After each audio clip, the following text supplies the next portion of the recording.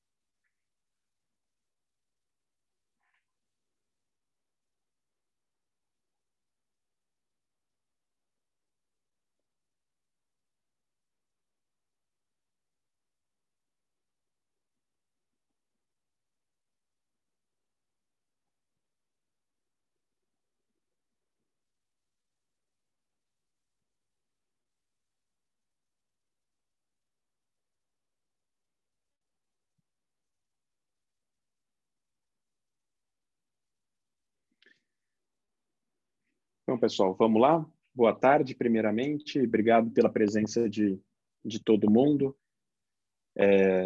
Para a gente é um prazer poder contar com a presença e com o tempo de cada um de vocês. Meu nome é Pedro Terêncio, eu sou líder de negócio de bovinos de corte, de canais de venda na Nutron, nossa marca de nutrição animal aqui na Cargill. Então, primeiramente, eu vou apresentar aqui o nosso convidado de hoje, mas primeiramente pedir para todo mundo aí não se esquecer das recomendações do foco da segurança nosso, individual, da nossa família, da nossa comunidade. Então, hoje, até o final desse call aqui, globalmente, a gente já deve ter mais de 1 milhão de casos confirmados de coronavírus. Então, o problema é sério e a gente continuar fazendo a nossa parte, nos protegendo, aqueles que a gente ama e também a nossa comunidade e como a gente está no agro e continuando fazendo nosso papel para continuar colocando comida na mesa dos brasileiros e não só dos brasileiros, como do mundo também, porque a gente tem um papel fundamental na cadeia de suprimento global. Segundo, então, se mantenham saudáveis, bebam leite, comam carne, 100 gramas aí de carne representa aí aproximadamente 40% da sua exigência diária de zinco, e alguns tratamentos novos aí do coronavírus têm suplementado zinco, então, ou seja, o consumo aí de 100 gramas de carne diário te dá 40% da tua exigência de zinco, então, mais do que prazer em comer carne, é um alimento saudável, continuem com isso, esparramem essa informação. Estamos vivendo num momento bem difícil de incerteza, o Maurício tem propriedade para falar disso, ele vai falar bastante, mas eu acho que, parafraseando aí um vice-almirante americano, James Stockdale, ele foi a patente mais alta presa, que ficou preso 8 anos durante a Guerra do Vietnã, e ele chama de otimismo realista, né? Então, a gente tem que ser otimista, sim, mas não um otimismo que tudo vai dar certo, porque tudo vai dar certo. Mas um otimismo realista, que é ter fé que as coisas podem ser melhores e vão ser melhores, e também muita disciplina para a gente encarar os fatos brutais que estão na nossa frente, o que a gente tem que fazer, né? Ou seja, o que cada um de nós tem que fazer. Então, manter o otimismo, sim, mas o otimismo realista. E agora, né, então, já deixando aí o tempo precioso de vocês com o Maurício Nogueira, ele é, antes de mais nada, excelente pessoa e ajuda nós aqui da Nutron com excelentes informações. Maurício é engenheiro agrônomo, ele é sócio da Tenagro, uma consultoria de mercado e focado no agro, responsável também pelo Rally da Pecuária. Praticamente todo mundo conhece o Rally da Pecuária. Maurício está no mercado aí há bastante tempo, tem propriedade para falar.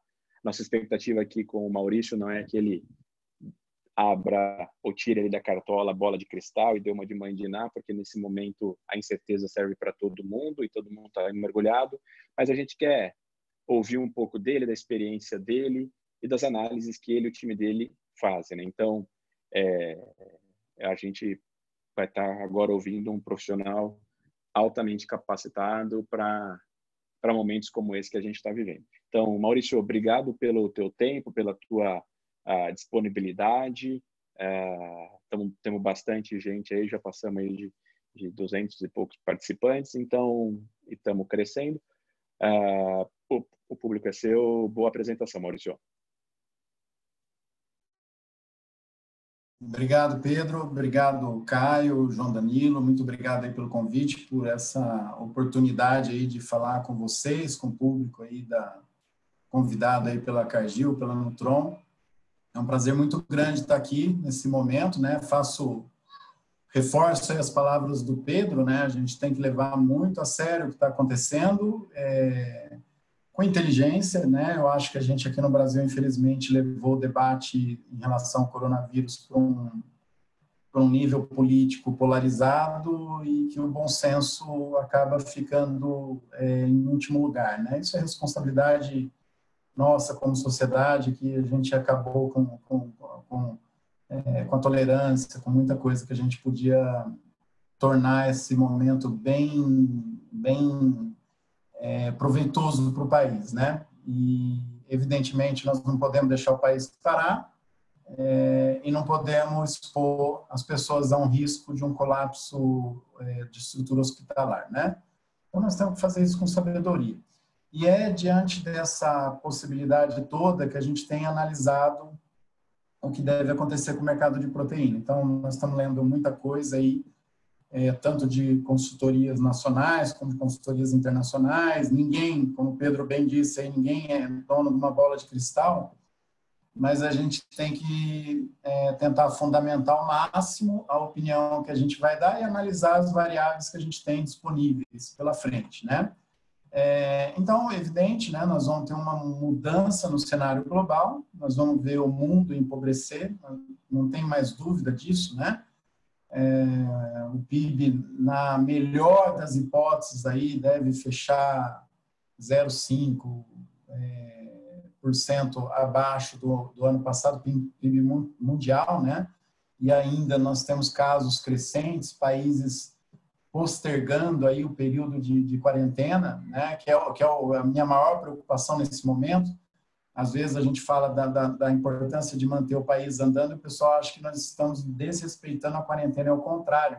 Eu acho que a quarentena nossa vai ter que ser maior. Nós somos uma população muito pobre, com hábitos de consumo, de vida, né, muito particular, e morro de medo a hora que esse troço começar a subir favela e assim por diante. Mas, enfim, né, nós estamos vendo esse cenário no mundo, né?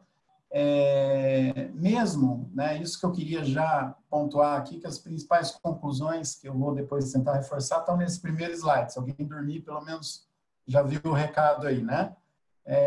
Projeções mais pessimistas para o PIB mundial para esse ano, né? Elas são inferiores à queda de consumo de proteínas. O que eu quero dizer?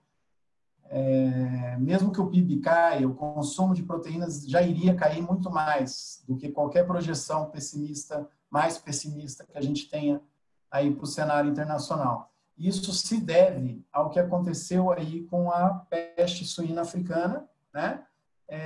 E a gente, antes do coronavírus começar a ganhar essa força toda, a gente estava começando a analisar os dados do impacto de gripe aviária em alguns lugares do mundo, né? E o que isso aconteceria no mercado todo de proteína, comércio mundial e assim por diante. Essas análises foram atropeladas pelo coronavírus, né? No Brasil, a gente tem uma situação particular, então é interessante, depois se der tempo a gente discute com relação ao que aconteceu com os papéis higiênicos, né? Mas a gente tem uma histeria, né, que prateleira vai ficar vazia, que não sei o que, isso não vai acontecer no Brasil, né? Na verdade, o nosso risco é não tirar a comida daqui, porque a gente produz aí, só no caso das proteínas, 40% a mais do que vai ser consumido no Brasil.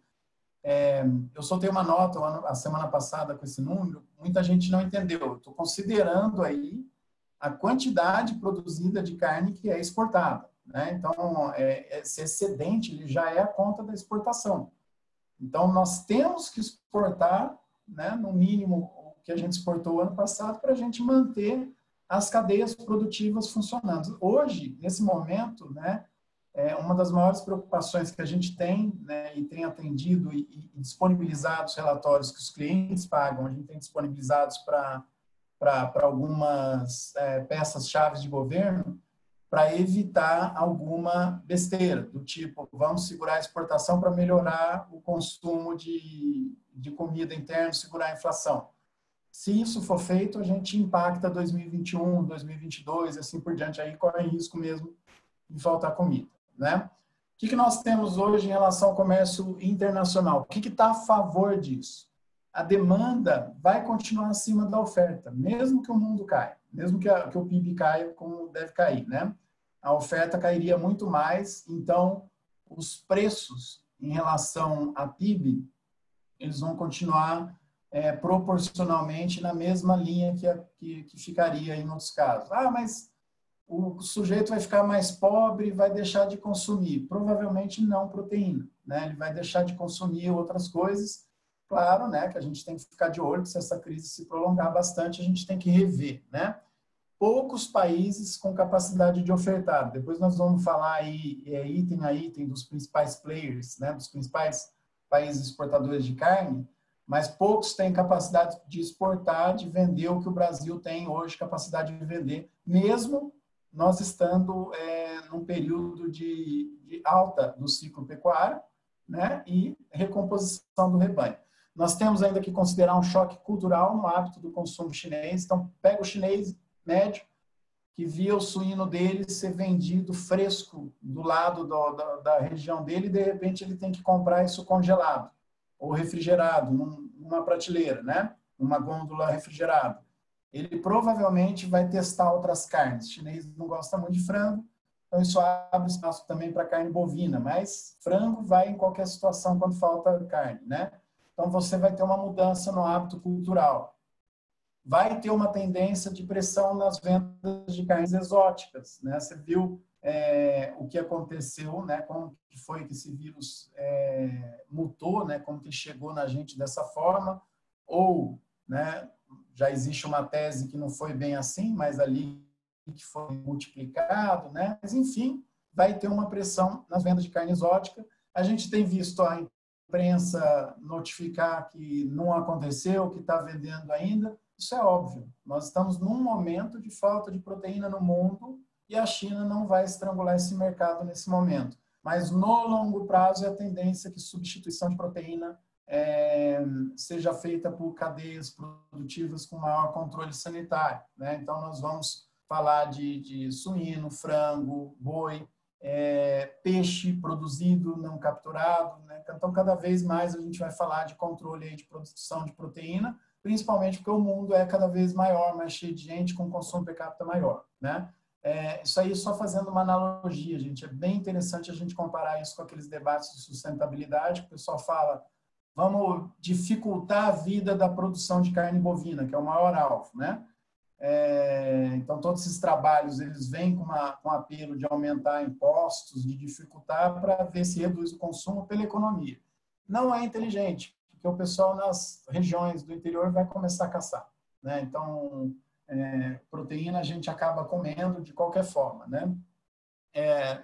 E a gente tem uma conta que precisa ser levada em consideração. Muita gente está fazendo análise e está projetando o PIB, né, nos países para determinar o consumo de proteína per capita.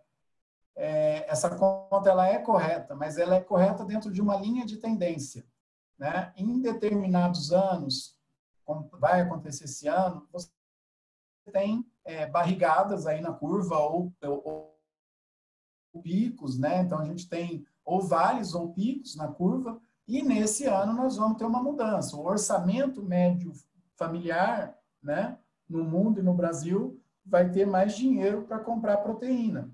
Por quê? Porque a maior parte das coisas vão subir de custo, né? Vão subir de preço e nós vamos ter as famílias aí optando no que vai comprar, né? Então, provavelmente outras cadeias aí têm um problema maior que proteína e com a agro em geral. Quais as nossas preocupações contra o comércio e a tendência de proteína? Questões logísticas, né? Nós temos containers parados em portos ou em países importadores, falta de crédito internacional para comercialização, então alguns países precisam de carta de crédito, alguns compradores, né? Isso provavelmente diminui o fluxo, a gente precisa ficar atento, né, com isso. Decisões populistas, né? Aí minha preocupação maior é aqui no Brasil, né? Nós estamos entrando numa crise política, não é meu objetivo aqui entrar em nenhum debate com ninguém, né, desse ponto, mas não é uma questão de opinião ou de torcida, mas se a gente analisar tudo que está sendo feito, discutido, a gente já tem um ambiente perfeito para instauração de um processo de impeachment, né? E isso é um problema grave que a gente não sabe como o governo pode reagir, né? Mas o Bolsonaro tem o apoio da população. Tem mesmo, né? Hoje ele está muito forte, mas nenhuma população na história de nenhuma democracia ficou do lado de um presidente com uma crise econômica. Os votos estão nas cidades, né? E os desempregos que vão ser criados estão na cidade. O campo provavelmente não vai ver toda a crise que a área urbana vai ver. Isso é preocupante, né? E, de novo, para reforçar aí, eu falo mais vezes ainda de logística. Logística é a grande preocupação no momento, né? Só para a gente reforçar aquele dado que eu falei, olha aqui, né? Isso evidentemente é antes, né? Quando eu ponho a setinha, aparece aí para vocês ou não? Isso aqui aparece sim, Maurício. Obrigado, Pedro. Antes, né? Uma projeção de outubro de 2019, agora sai outra em maio, né? Corrigida, claro, né? Mas o PIB mundial, segundo o FMI, 2020 deveria subir 4,2%. E o PIB per capita 3%. O consumo de carne bovina, frango e suíno, a soma de todas elas, né, aí a gente junta vários dados e faz muito cálculo em cima disso, né, cairia 2,7% em 2020. Quer dizer, a gente já teria queda de proteína, né, pela falta de oferta, é um choque de oferta. Né? E o comércio mundial, evidente, aumenta, porque alguns países muito consumidores, que é o caso da China, né, que é onde mais tem problema, teria que comprar mais, então aumentaria o comércio em 2,4%, e o consumo per capita mundial cai 3,8%. Quer dizer, não é o PIB que vai mudar a demanda de proteína. Né? Esse é um dos principais raciocínios que eu gostaria que vocês entendessem, porque muita gente tem achado que eu estou um pouco otimista, né, ainda com o ambiente para proteína. Mas é o que os números nos dizem. Preocupação agora, logística, né, em vários sentidos, e um deles nós vamos explicar daqui a pouquinho.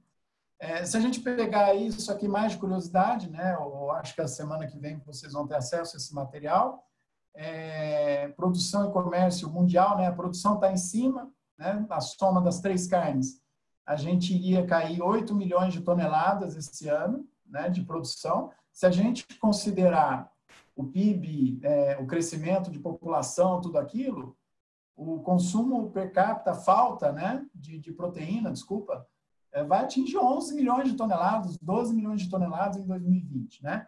E o comércio aumentando aí 2 milhões de toneladas, que é mais ou menos o que o Brasil exporta de carne bovina só, né? A hora que a gente olha só a suína, é onde vem o problema, então cai aqui em 2019, continua caindo em 2020 e 2021 tende a recuperar. Vou chamar a atenção para vocês que em relação à recuperação chinesa para a produção de carne suína, eu não conheço nenhuma empresa que esteja tão otimista quanto a Tenaco. A gente fez algumas análises comparando índices de produtividade da China com a Alemanha, com os Estados Unidos, e a gente acredita que o rebanho que sobra vai responder muito rápido, né? E mesmo assim, a gente sendo muito otimista, esse é o cenário de carne para os próximos anos, né? 2020 e 2021. Se a gente tiver errado, o cenário é melhor, porque vai faltar mais carne suína ainda no mercado, que é a mais consumida, né? Claro que vai ser passada por frango agora. A produção e comércio mundial de frango continua subindo, né? E o comércio aí subindo 300 mil toneladas esse ano aí entre os países, né? E aqui carne bovina.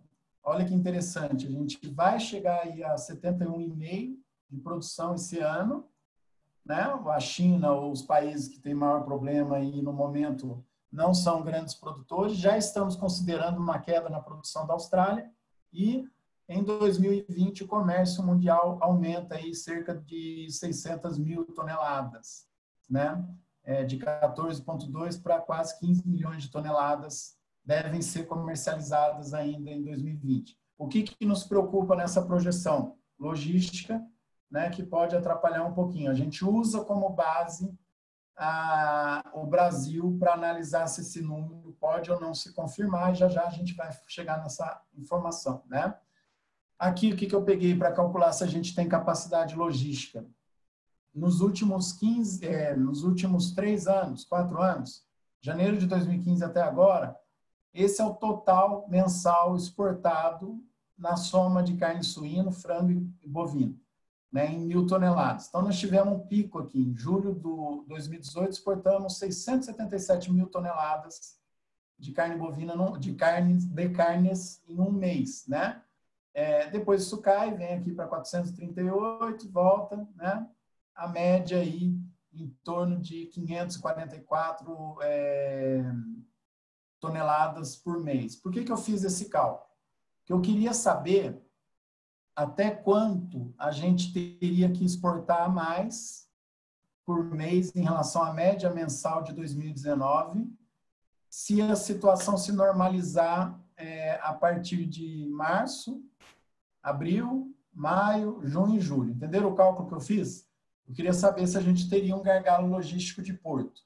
Claro que cada vez que isso demora para se atualizar, né, mais difícil, para se normalizar, mais difícil a gente confirmar as exportações nos próximos meses, né? Em abril, se a gente normalizar em abril, a gente teria que exportar 620 toneladas de carne por mês, somando as 3, né? Carne bovina já deu uma melhorada agora em abril, se bem que o número que a gente tem até agora é o número in natura. Eu não gosto muito de avaliar esse número, que a gente tem que ver todas as NCMs. Às vezes dá uma enganada. In natura não subiu muito, mas industrializada subiu. E aí a gente tem que ter uma análise com os números mais fechados, né? Mas, logisticamente, a gente ainda não tem problema. E a hora que a gente avalia o que a gente espera de exportação para esse ano, né? Carne bovina, a gente está esperando um aumento de 390 mil toneladas, né? Para esse ano, que equivale, no total, a 15% a mais do que no ano passado. Esse número está puxado, né? Para falar a verdade. A gente acredita nele, né? Mas agora nós vamos ter que reconsiderar. Toda análise que a gente faz aqui, a gente ainda trabalha na faixa de 12% a 15% de aumento nas exportações de carne bovina até o fim do ano. Mas temos que avaliar, porque realmente nós estamos num momento um pouco crítico. Carne de suína aumentaria 150 mil toneladas, que é 20% a mais do que o ano passado. E carne de frango aumentaria só 58 mil toneladas, que é 1,4% a mais, né? Isso aqui, projeção para o ano, expectativa nossa com relação ao que deve acontecer. E a hora que a gente avalia janeiro e fevereiro, olha que interessante, inverteu, né? O bovino aqui completou 1,6%, agora em abril só a carne in natura está dando 6% a mais, março, desculpa, né? Fechou março. Suíno aumentou 13,4%, ainda é menos do que se espera com relação ao ano todo, né, a porcentagem de 20%, e frango foi o top, gente. Superou todas as expectativas, né? Espera-se um aumento de 1,5%, 2%, e aumentou 33% entre janeiro e fevereiro, né? Então, uma das perguntas que a gente mais recebe esse mês aqui é se o frango tem fôlego para manter esse volume de exportação. Acredito que não. Eu acredito que muitos países vão recuperar a produção de frango, né? O pessoal tem que se posicionar em proteína. Nesse momento, o pessoal antecipa compras, né? Carne barata, e se posiciona. E se você for ver exportação de milho, de fluxo mundial, né? De milho e soja, estava bem animado aí nos últimos meses, provavelmente isso vai ser feito a proteína mais fácil de fazer, né? Que são frango e peixe. Bovino, praticamente impossível. A gente nada meio que sozinho em um mercado que a gente está cada vez mais consolidado na frente, né? Preço, né? Só para a gente falar um pouquinho de preço futuro, bateu lá 225 no final do ano passado, caiu, deu uma despencada com o começo da notícia do coronavírus, sobe agora e volta a cair, né? Já já a gente vai falar do porquê que o preço está aí, né? Se a gente fizer análise, não sei se vocês viram, indicador de margem dos frigoríficos na venda de carcaça com base na média do boi Brasil, né? O preço da carcaça está muito próximo aqui da média quando comparado com o boi. Caiu aqui, né? Depois volta a subir, está aqui um pouquinho abaixo da média. Se a gente olhar preço de carcaça e comparar com as exportações, a gente fala, meu, não vai ter problema para os frigoríficos, vocês vão continuar comprando e o preço vai ser alto, né? Nós vamos esperar uma expectativa boa, a margem dele está muito grande e etc. e tal. Faz sentido olhando a carcaça. Só que não é mais carcaça que manda, né? Dos frigoríficos cifados ou com estadual aí, a gente tem mais ou menos 65%, 70% da carne vendida já desossada. E aí, a hora que a gente faz essa mesma conta para carne desossada, a gente vê uma queda que já está aqui no segundo nível mais baixo, no terceiro nível mais baixo já registrado, né? Ela perde aqui para aquela crise de 2008, lembra bem do que aconteceu nesse ano, perde aqui para 2015, lembra bem do que aconteceu em 2015, e agora ela volta aqui para essa faixa, né? Então, aí sim, a gente analisa e pode projetar uma queda no preço do boi para as próximas semanas, próximos dias. Do que isso vai impactar para a gente que é produtor? É um ajuste, é uma barrigada que provavelmente a gente vai ter que sentir aí em algum momento, né? Por que está pesado o mercado de cortes? Gente, vamos parar para analisar uma coisa. Nós temos toda uma... Olha o que aconteceu no Brasil, né? Não preciso nem descrever, vocês estão vendo, né? Para quem mora em Centro Grande, nem eu, que fui para Casa Branca agora, passei 3 dias lá e volto para São Paulo, você vê a diferença, né? Na cidade de Casa Branca, é uma cidade pequena, parada, né? Já tem gente, já desapareceu mais ainda um pouco, né? E aqui em São Paulo, então, parece filme de pós-apocalipse, né? Que é tudo parado,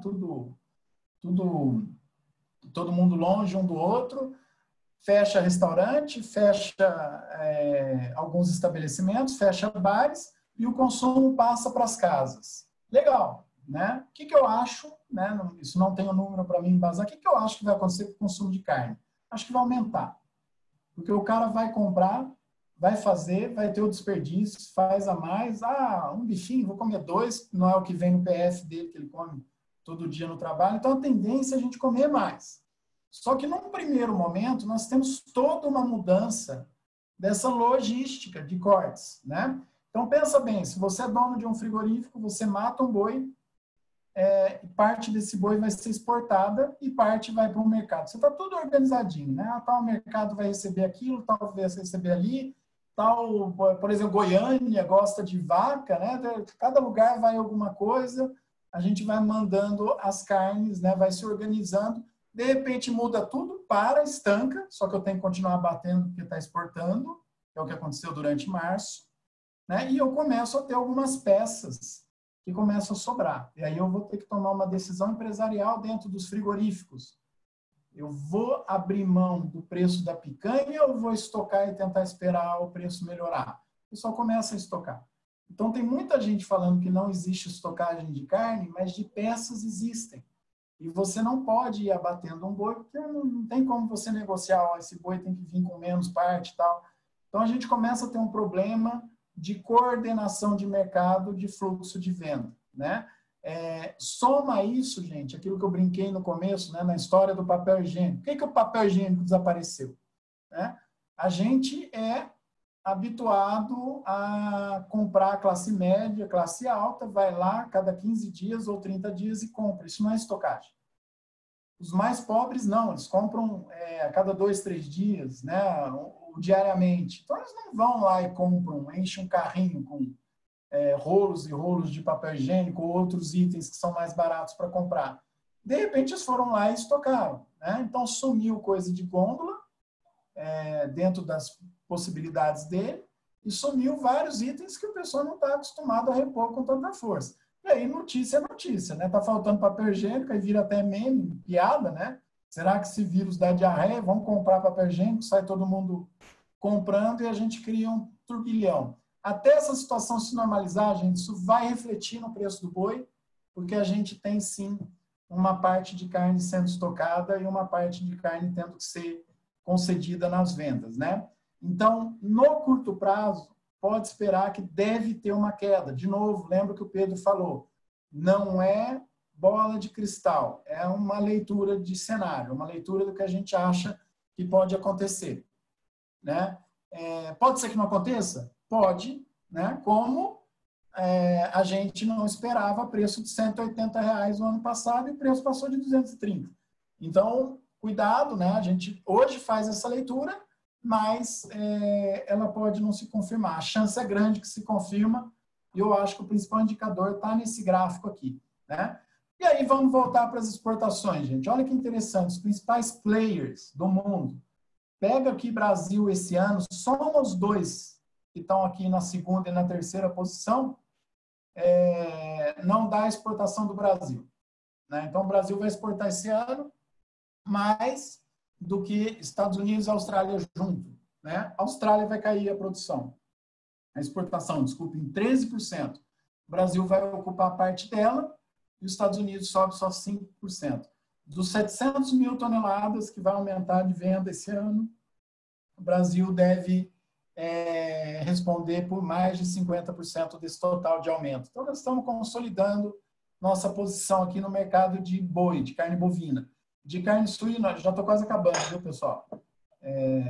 De carne suína, a Alemanha, que é o maior exportador de longe, vai aumentar só 0,2%. O Brasil dá um salto aqui de posição no ranking, vai ocupar o segundo lugar, aumentando a 150 mil toneladas. Então, ótimo para a suinocultura.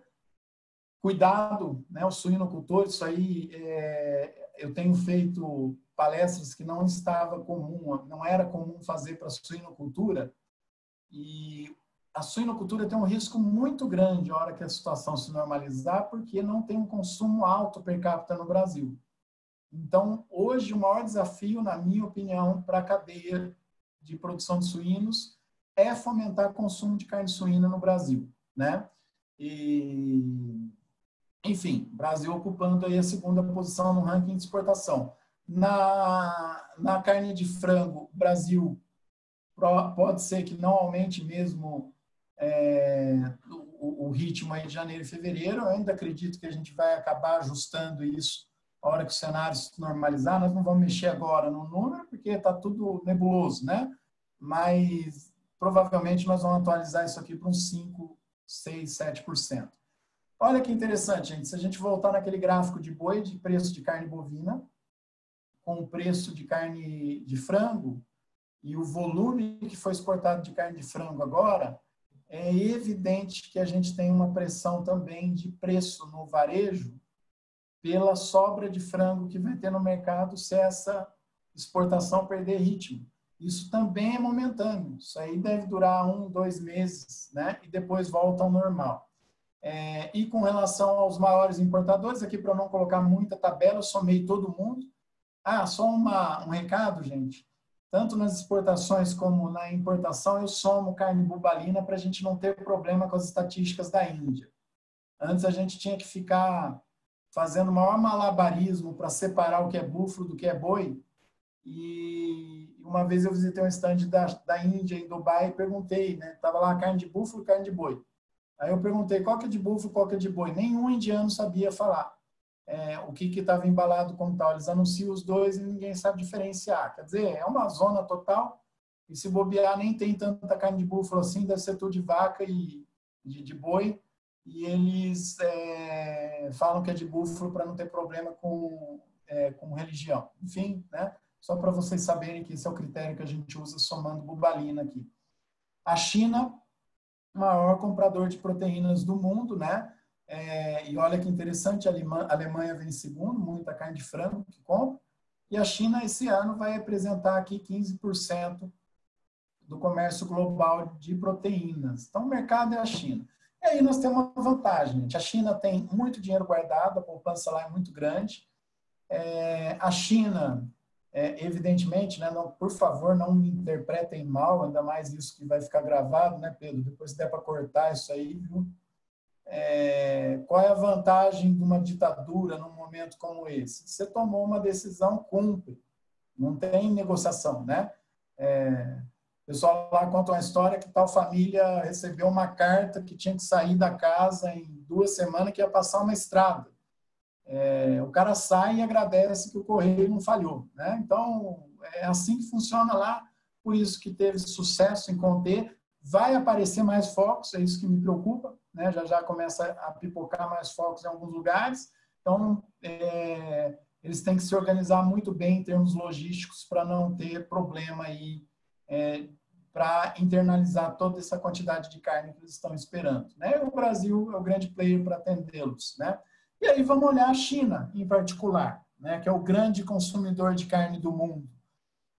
Vamos voltar para aquela mesma comparação que eu fiz para o mundo, agora para a China. O PIB e olha que interessante, as projeções mais pessimistas para a China estão aí em 2, 3% de crescimento de PIB, né? E aqui nós estamos falando aqui em outubro, 8%, né? PIB per capita e PIB total, e o consumo de carnes cairia 15%. Né? As importações aumentariam 1,4%, é volume pra caramba, lembra que essas porcentagens enganam quando a gente trabalha numa base grande, e o consumo de proteína per capita na China cairia 15%. Caindo 15%, evidentemente que teria uma correria enorme, que já vem desde 2019, para comer um monte de bicho estranho. Né? Então, se esse movimento tem alguma correlação ou não com o aumento de risco, surgimento de vírus, se acelerou esse problema de ordem sanitária, é uma dúvida que a ciência vai tirar nos próximos meses. Né? Nós vamos saber com mais detalhe, mas isso também mostra a importância da gente manter a oferta, o abastecimento de proteína no mundo todo. Em resumo, gente, de tudo isso que nós estamos vivendo, essa perrenga toda que nós estamos passando, proteína, a partir de agora, vai ser olhado com um pouco mais de cautela. Nós vamos enfraquecer aqueles malucos do debate ambientalista. Né? Nós estamos vendo a seriedade que o abastecimento de proteína tem no mundo. Né? Então, legal, nós temos um problema ambiental, que a gente já tentou provar por A mais B aqui, mesmo embasado em ciência, que não existe, né? Mas a turma acredita, só que nós temos um problema de ordem de saúde muito maior, que afeta também o ambiente em última instância. Ah, mas melhorou o negócio de carbono, tá? Mas deixa os pobres, a hora que puder sair de casa, o cara desesperado, o que eles vão fazer com a fauna em alguns lugares do mundo onde falta alimento, né? Então, isso aí é tudo que a gente tem que começar a pensar, interpretar e jogar a nosso favor.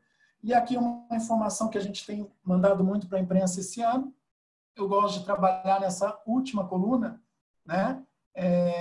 De 2019 para 2020, o consumo, a disponibilidade, né? É errado falar consumo, a disponibilidade per capita de carnes aqui das 3 no Brasil subiu de 99,6 para 100, quase igual.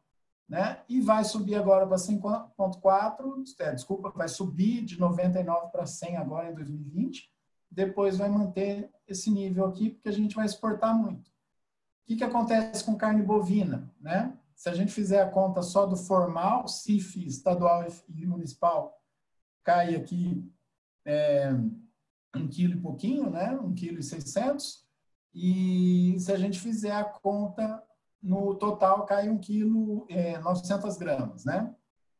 De consumo per capita, né, de carne bovina.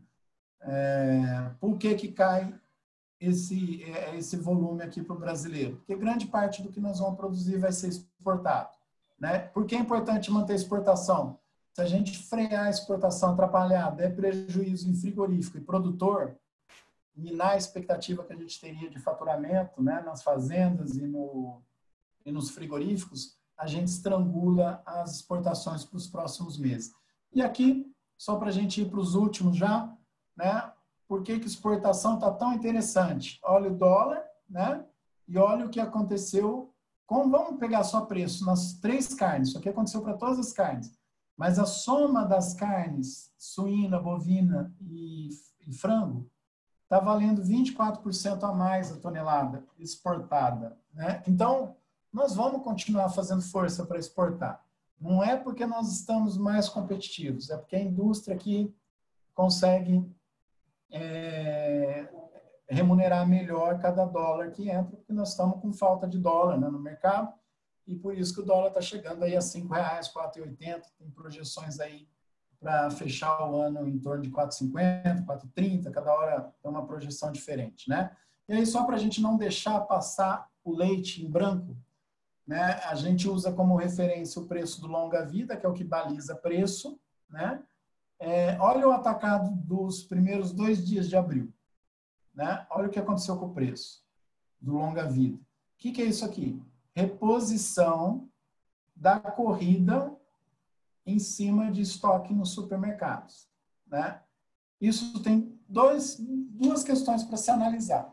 Pode ser pontual, temporário, como pode também virar hábito dentro das famílias, ter mais leite disponível, o pessoal começar a tomar mais leite, né? Então, isso é positivo do ponto de vista de cadeia produtiva.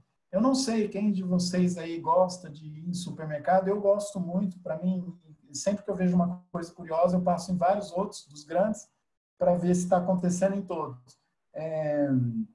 A gente compra leite, né, em São Paulo, infelizmente não temos mais vaca no interior para tirar o leite e levar para casa, né? Mas aí a gente tenta comprar os melhores leites, né? Os leites que a gente sabe que tem a melhor matéria-prima e é de melhor qualidade. Não achava. Nos últimos dias não achava os melhores marcas, não vou falar aqui para não dar nenhum fora, viu, o pessoal da Cargill aí.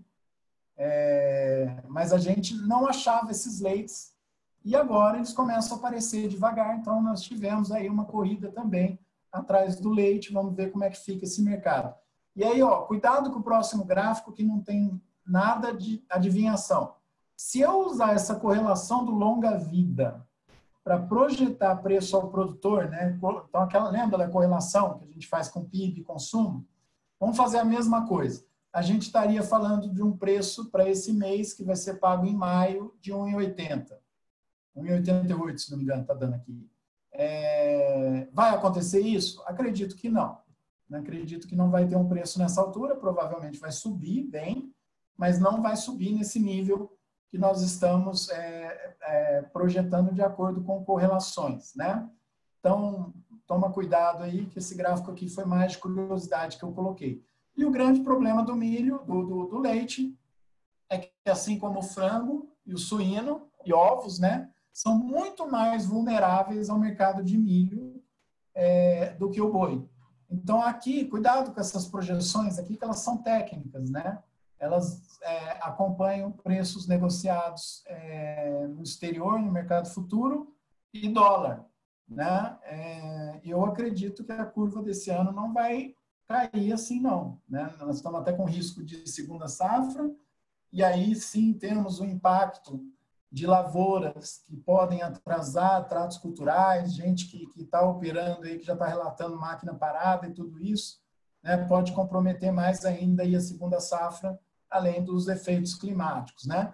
Mas o milho vem numa alta. Não acredito que essa alta continue, mas também não acredito que a queda seja dessa forma. Acho que a gente vai conviver aí com milho alto aí na faixa dos 48, 52 aí, preço base para São Paulo. Também não tenho muito parâmetro para analisar se é de fato isso mesmo que vai acontecer ou não, né? E com relação ao mercado futuro, aqui o vencimento para maio de milho, né? O preço aí bem nessa faixa que eu estou comentando. Se a gente pegar setembro, se não me engano, está 52, não pus aqui o gráfico, né? Mas é o que se espera nesse momento aí para os preços de milho. Em resumo aí, para a gente só fechar, né? Para a gente finalizar, antes de abrir para as perguntas.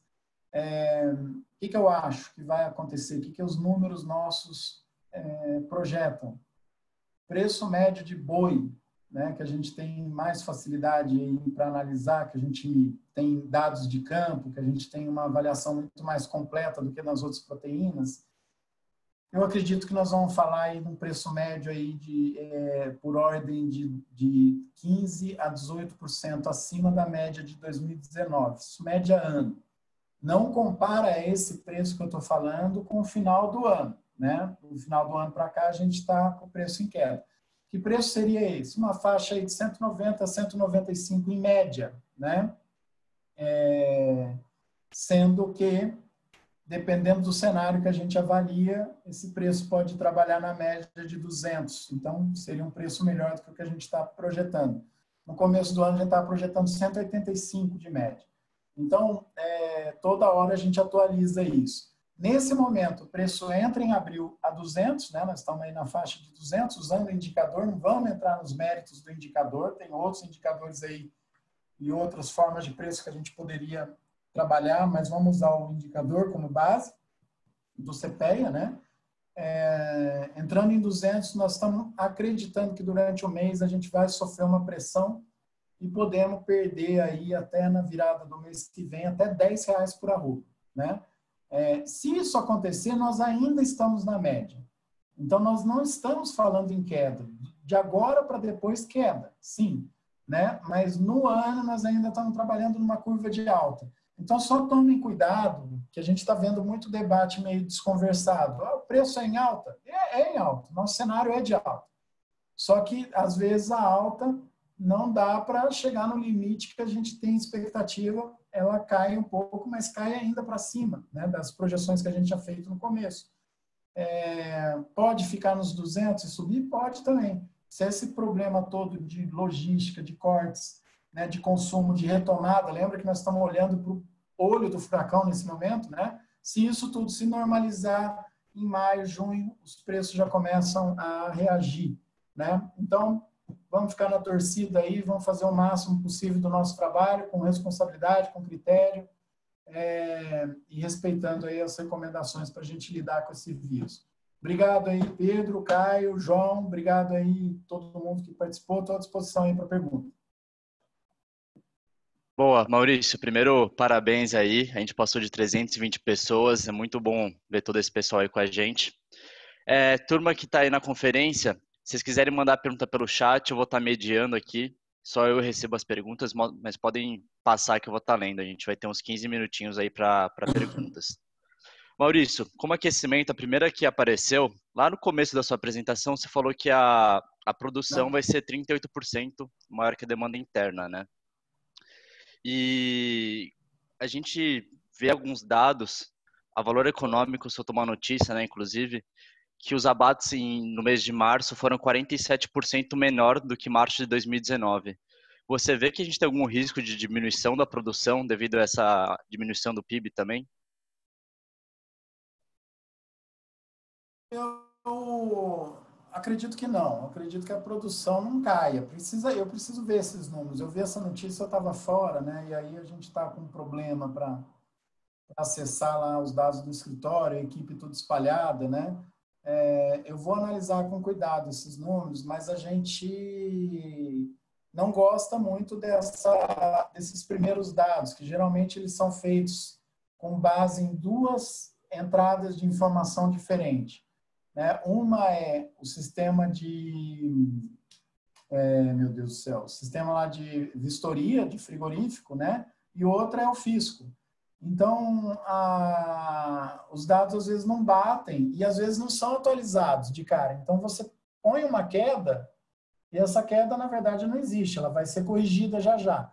Então, vamos com um pouco de cautela, porque parece que não caiu o abate, senão os preços estariam aonde, né? a gente teria preço muito mais baixo. Eu acredito que o abate está se mantendo. Você pegar o tanto de frango que está sendo consumido, vendido, e o tanto que está exportando também não pode ter caído, né? Eu não acredito, não que a notícia esteja errada, eu acho que a análise que foi a fonte da notícia se precipitou com um dado que provavelmente não estão acostumados a usar, né?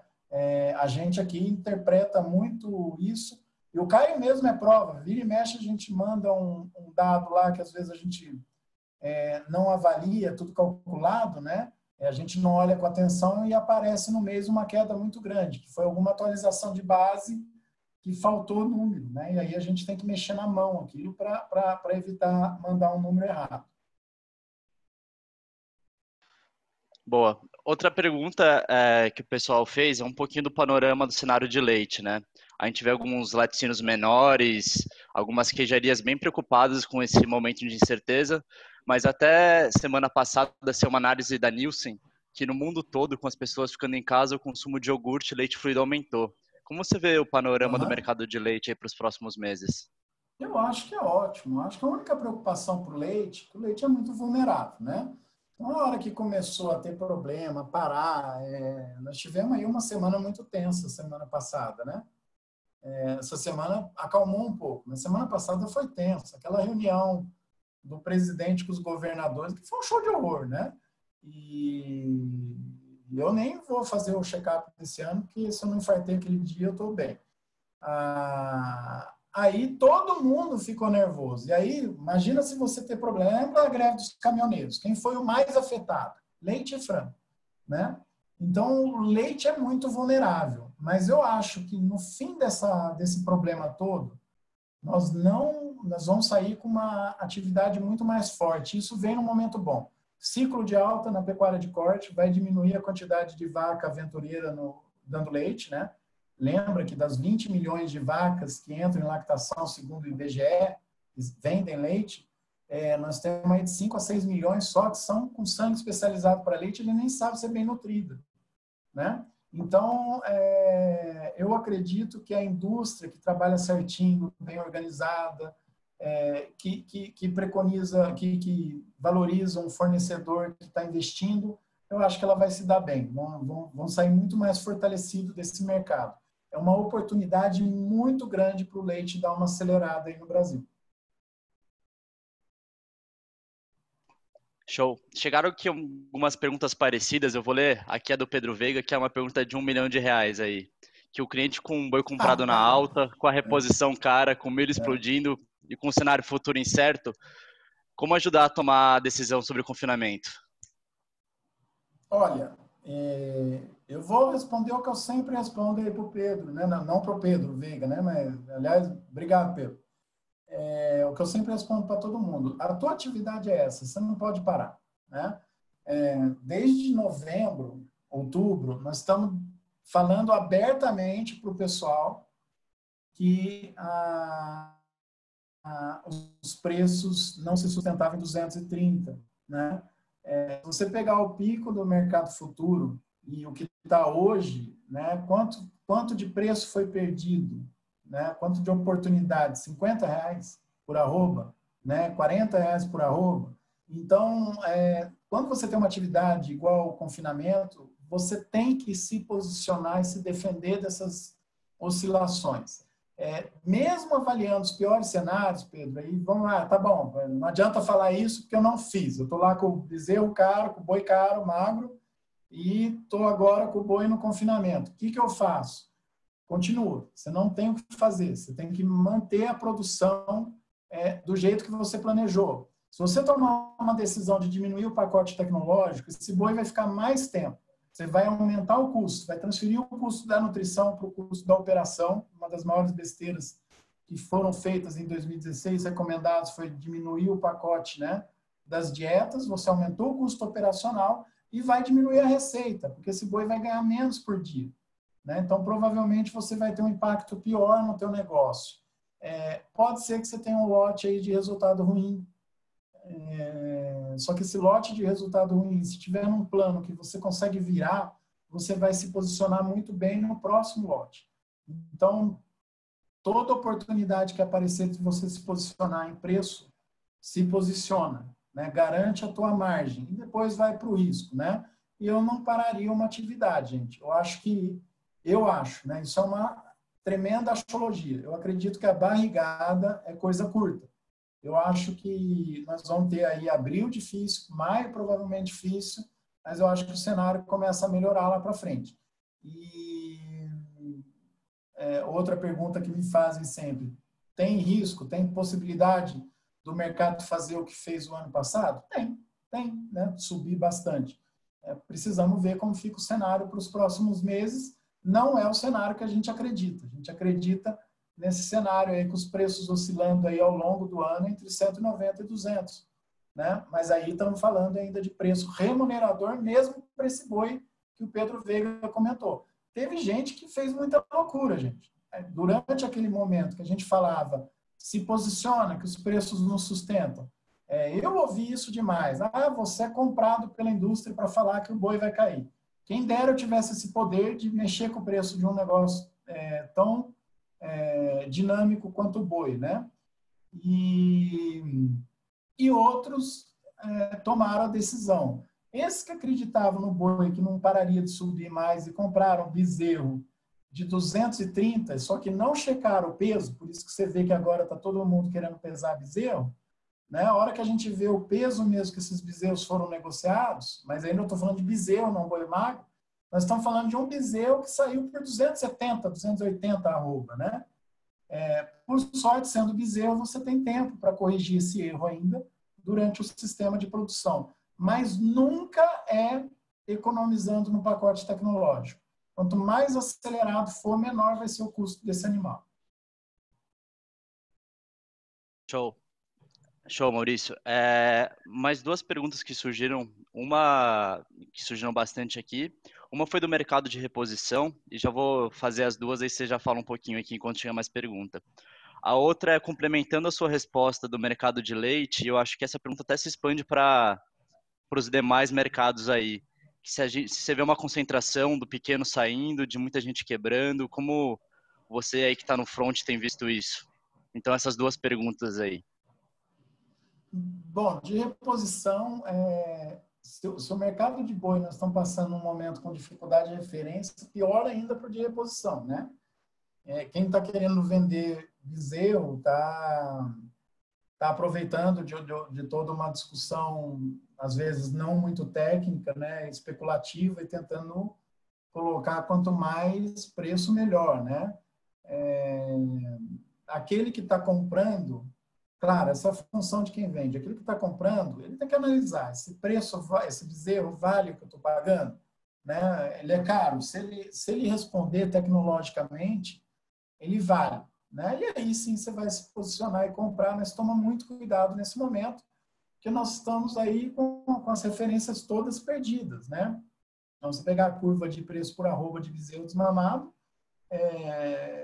explodiu, né? O boi vai seguir o bezerro, é uma tendência, mas não é uma verdade universal, né? Então, toma cuidado nesse momento, acho que é a hora de procurar o máximo possível de opção e avaliar muito qualidade, né? Com relação a leite, eu acredito que não só no laticínio, como em produtores, como no frigorífico, os mais fracos vão desaparecer, né? Não é fraco, não tem a ver com tamanho. Geralmente são os menores, porque tem uma quantidade muito maior de menores operando, né?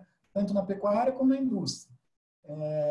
Mas quem não tiver condição de competir vai acabar saindo porque não vai aguentar. No caso do leite, das indústrias de leite, a tendência é você virar spot, né, e começar a trabalhar com alguma indústria bem posicionada, ou desaparecer de vez. Eu acredito sim, quanto mais o mercado se profissionalizar no Brasil, que é bom para o produtor, é bom para os técnicos, que eu acredito que seja a maioria do público daqui, né, é bom para uma empresa que vende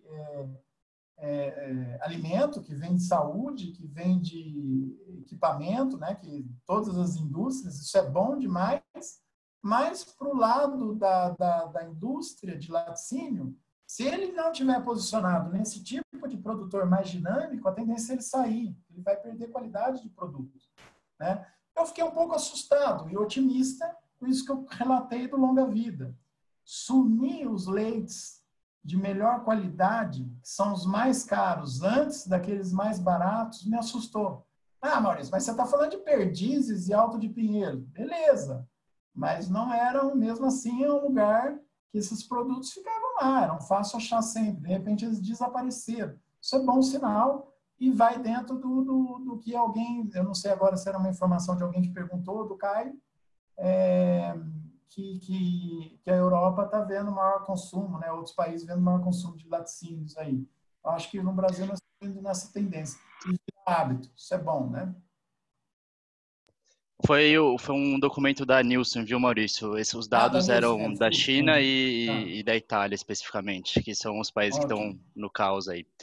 Maurício, uma última pergunta aqui, que o pessoal fez bastante, é do preço de insumos. Como você está vendo isso para os próximos meses? Bom, insumo em alta, né? Porque a gente, quase tudo de insumo é cotado em dólar, né? Não é culpa das indústrias, ou vende em real, nós estamos no Brasil.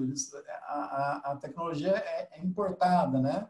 Mesmo os alimentos que a gente tem aí, preço de grãos, por exemplo, claro que ele segue fundamentos de oferta e demanda, mas ele também é indexado por dólar, porque isso tem a ver com exportação, com preço colocado em porto e assim por diante.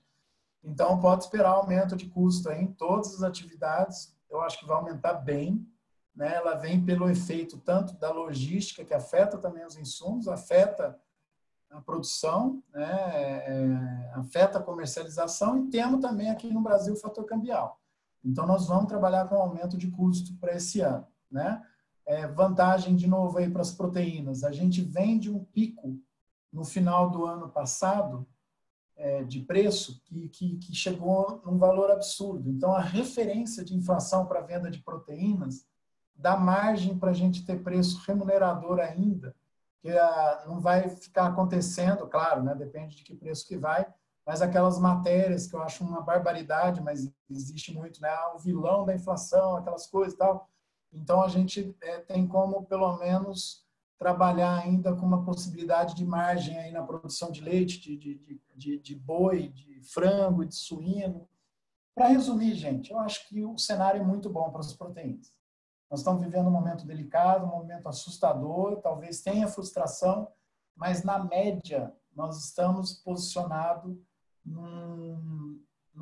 nas cadeias produtivas que tendem a se valorizar com tudo o que está acontecendo, desde 2018 até sei lá quando vai esse problema aí do coronavírus.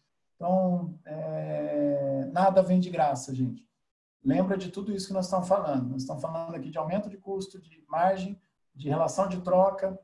Lembra quem foi os produtores que venderam o boi a 230, né? Eles tomaram essas decisões quando ninguém acreditava, quando poucos acreditavam que o boi poderia se valorizar. Não estou falando para vocês saírem tomando essa decisão, só estou falando para pensar bem, analisar, conversar com várias pessoas. Eu acho muito louvável o que a Cargill está fazendo, de ouvir bastante gente, né? Ninguém é dono da verdade. Vai ouvir várias opiniões, vai ponderar, né? Conversa bastante, fujam do sensacionalismo, tem muito oportunista aí, cuidado com eles, né? E vamos tomar uma decisão aí boa para as nossas empresas, né? Se para você está ruim, imagina para mim. Maurício, obrigado. É bom ver que eu não sou o único otimista no meio do caos. É bom ver mais gente otimista aí. Queria agradecer você, agradecer todo mundo que participou. É isso. Vamos ser responsáveis nesse momento, que é um momento peculiar para todo mundo. Mas a gente falou um pouquinho aqui que o cenário para o nosso negócio ainda pode ser muito promissor. Então, obrigado, Maurício, e parabéns aí. Agradeço, obrigado pelo convite. Uma boa noite aí para todo mundo.